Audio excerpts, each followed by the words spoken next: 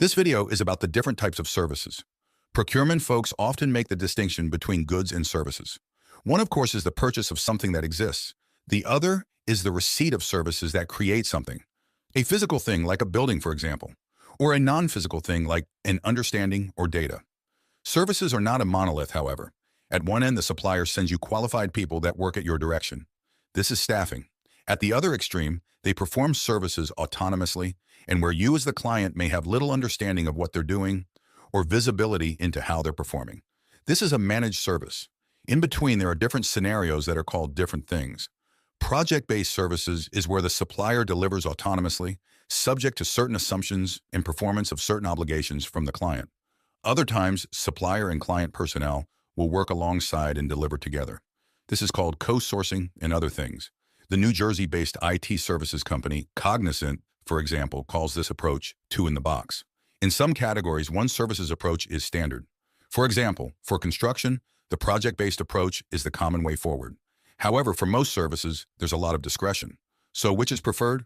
The first things you need to know is that generally the price of the services tends to increase as you would expect, as the responsibility for delivery and risk move towards the services provider. However, it's also true to say that seasoned procurement folks don't like to make commitments to unfamiliar suppliers based on one-time representations. Yes, the RFP might have been solid, but that doesn't mean you're going to outsource your ERP to an untested supplier. Yes, the resulting contract might be airtight. However, a good contract won't make a bad faith supplier to a good deal. For this reason, procurement folks generally support a view that a vendor or supplier performance management approaches are preferred. In this approach, overcommitting to a source would be avoided. Instead, several redundant suppliers would be engaged concurrently for staffing. The supplier and client would develop familiarity, and many assumptions would be tested. The supplier's personnel would be assessed as well. Only those that pass this stage would progress to the next stage, whatever it happened to be. It could be project-based delivery or some form of co-sourcing. However, it wouldn't be a managed service. Only after a series of successful engagements at the co-sourcing or managed services were passed would a supplier be considered for a managed services engagement. Yes, there are exceptions. Vendor-managed inventory is a managed service, and frequently the precedents just discussed don't matter for that. Some MRO responsibilities don't require this level of prudence. However, generally, the foregoing approach holds. Next question, how long does this take? How long does it take to progressively qualify suppliers, starting with staffing and then one or more subsequent engagements? The answer is that it takes a long time, and that's why most companies entertain the fantasy notion that an exhaustive RFP or contract will assure a successful outcome. It seldom does. Here's a few examples. Quaker Oats and Snapple. Issue: Quaker Oats outsourced some of the distribution and marketing functions for Snapple after acquiring it.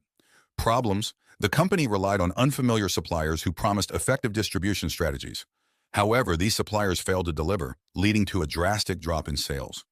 Outcome: Quaker Oats had to sell Snapple at a loss of $1.4 billion, just a few years after the acquisition. The failure was partly due to the over-reliance on suppliers that did not meet their commitments. Hershey's SAP ERP implementation. Issue: Hershey outsourced the implementation of an SAP ERP system to a third-party vendor. Problems: the vendor promised a smooth transition and timely completion. However, the project was rushed to meet a specific timeline, leading to significant issues with order processing and inventory management.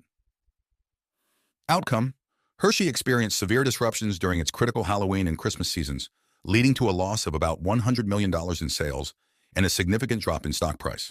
By recognizing the types or variety of services received and developing progressive familiarity, and in doing so sidestepping the need for clunky RFPs and meticulous contracts, companies can avoid missteps like this.